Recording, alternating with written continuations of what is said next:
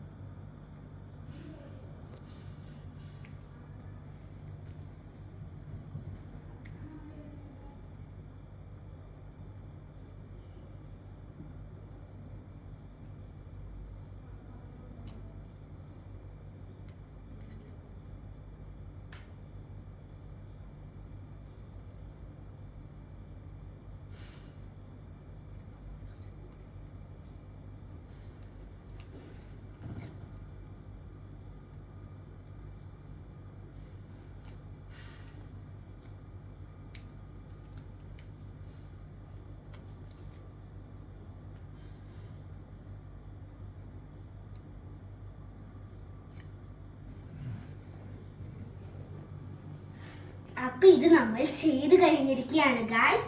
അപ്പൊ ഇതാണ് ടോയ് വരുന്നത്. നമ്മൾ എന്തായാലും ഇത് കഴിക്കുന്നതിന്റെ ടേസ്റ്റ് നിങ്ങൾക്ക് എല്ലാവർക്കും അറിയാലോ.